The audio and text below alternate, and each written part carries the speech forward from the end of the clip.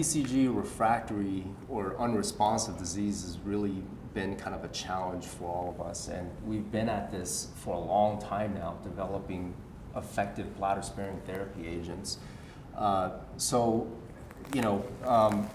Obviously we can just kind of go through some of the approved agents, but given all of the agents and the logistics that comes with it, efficacy, toxicity, what are some of the agents that you sort of go to once you have a patient who recur with high-grade disease, after adequate BCG?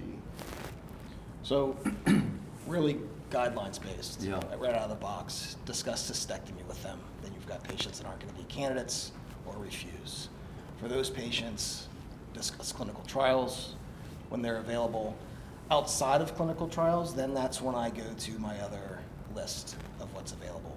If it's FDA approved or non-FDA approved, such as doce, adstiladrin, pembrolizumab, and you can go down the agents, and what you have available at your own center is going to be largely dictate what you offer your patients. I'm not sure what Kyle's doing currently. No, absolutely the same thing. I think we have to have the cystectomy conversation once they meet criteria. We have that with every patient. But we really adhere to the NCCN guidelines that the best place for our patients is on a clinical trial, so we try to prioritize our BCG-unresponsive trials as much as possible. And then afterwards, we do have to become more selective. And it can be tricky. You had mentioned about payers, about what's available at what institution, and what the burden will be on the patient and the institution. Some of that hasn't been hashed out yet. Yeah, don't have much to add to that. I mean, these are excellent points. I think we're it's good to be in this space where you have options, which we didn't before. So in my experience, even though a lot of these agents have been approved, right, either due to availability issues or due to the cost issues for the patients, for me, doce still seems to be the go-to because of our familiarity with it, and also just because of the lack of toxicity. Is that more or less kind of your experience as well? Well, when I talk about those non-cystectomy options, right, I talk to the patients about potential side effects, efficacy, and dosing schedule. Mm-hmm. And then with that discussion, we come up with what's going to be best for them. For efficacy, single agent pembrolizumab at around 20% complete response rate at a year, with all of the potential for systemic toxicities, most patients aren't all that interested in my experience.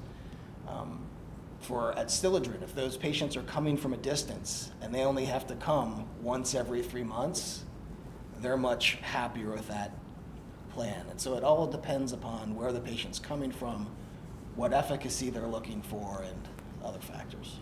No, I will just add to that, patient satisfaction and the financial burden to the patient, as well as the time invested, is something that clinical trials have really, I think, looked into and nailed moving forward.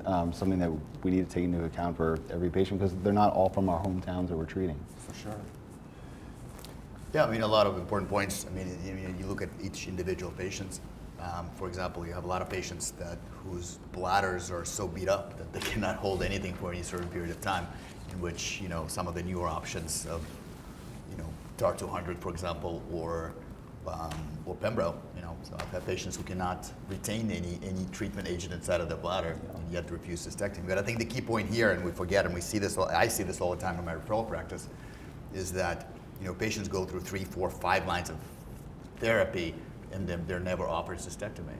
And I think we keep forgetting that right now that is the frontline option. Absolutely.